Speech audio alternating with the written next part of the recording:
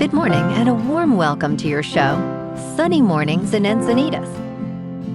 I'm your host, Melissa, and it's Tuesday, April 7th. You'll be interested to know. 78 years ago, today, in 1948, the World Health Organization was founded to coordinate international public health efforts and to promote health standards and disease prevention worldwide.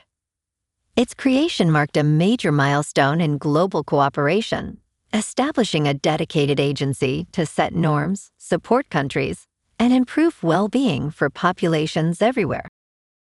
So now you know. And now, it's time for the Surf Report. Tuesday in Encinitas. This morning it's looking clean with waves at 2 to 3 feet.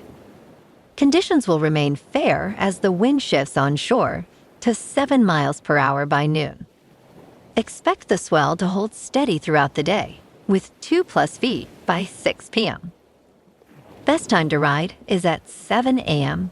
with a 1-foot low tide when the south-southwest swell is 1.5 feet at 14 seconds, and the sideshore wind is 2 miles per hour. The first low tide on Tuesday will be a 1/2 foot at 7:45 a.m., followed by a 1/2 foot low tide at 9:15. The nearshore buoy at Beacons reads 66 degrees for the water temperature. Conditions start fair with waves at 2 to 3 feet on Wednesday, transitioning to clean early before choppy conditions develop later. Thursday sees similar fair conditions with waves building to 3+ feet, but choppy conditions emerge in the afternoon. Friday brings cleaner faces and a steady increase in swell, reaching 3 to 4+ feet, making it the most favorable day of the period. This morning, it's mostly cloudy and it feels like 61 degrees with 5 mile per hour wind. The sunset will take place at 7:15 and it will rise again tomorrow at 6:28.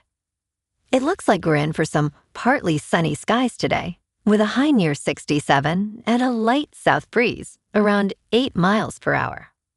If you're inland, it will hit a high of 70. Tonight, expect partly cloudy skies with a low around 58 and a calm south wind around 3 miles per hour. Looking ahead in the weather.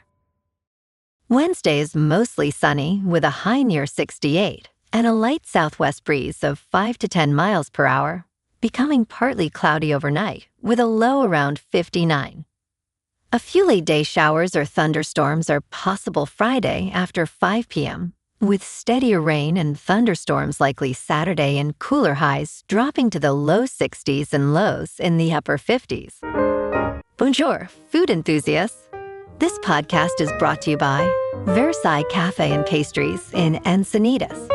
Nestled on El Camino Real South, just north of Encinitas Boulevard, this cafe is a haven for culinary delights. Indulge in their amazing Eggs Benedict or their gluten-free crepes. You can grab a panini for lunch or just breeze on through to get your morning coffee. They are open every day from 8 to 5. So stop on by and don't forget to tell them Sunny Morning sent you. In local news, North County residents are breathing a sigh of relief after a developer withdrew its proposal for a controversial battery storage project. It is a cause for celebration after years of fighting to stop the plan from moving forward in their community. Community leader JP Theberge expressed that it felt like the project was going to be approved eventually, leading to some residents moving away. Neighbors celebrated the decision with sparkling wine, thankful that the 23 acres filled with 217 containers of toxic lithium-ion batteries will not be a reality. The developer, AES Corporation, stated they are prioritizing other projects amid challenging market conditions.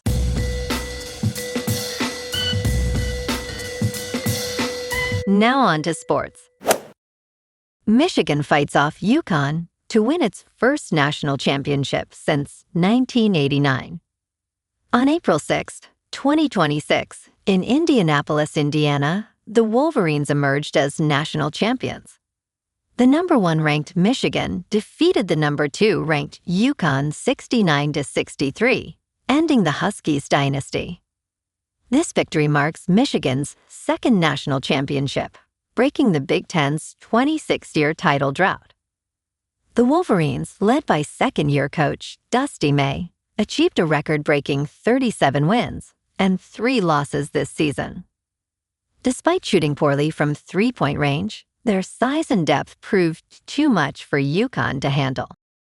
In local sports, Bubba Chandler baffled Freddie Fairmean for a strikeout, but it was German Marquez who shined for the Friars, combining with 2 relievers for a 7-hit shutout in a 5-0 victory over the Pirates on Monday night. This win ended Pittsburgh's 5-game winning streak and marked Marquez's first victory with San Diego, as he pitched 5 innings, allowing 6 hits and striking out 4. The Padres scored all of their runs with 4 doubles, including contributions from Nick Castellanos, Jackson Merrill, Jake Cronenworth, and Ramon Laureano. Next up, Nick Pivetta will face off against Pittsburgh's ace, Halt today at 3:40. In top news, kids are discovering the joys and pains of the landline. Families are combating screen time with a blast from the past, home phones. However, it has not been a smooth transition. Elsie Wright campaigned for a phone and finally received one for Christmas, but it was a landline. American families are embracing the low-tech life, installing home phones to reduce smartphone use, which has created some hiccups. Luna James Martinez, 9 years old, hung up her new retro-looking handset, thinking it was glitching. Her mom explained what a dial tone was, while Luna struggled with basics like holding the receiver correctly.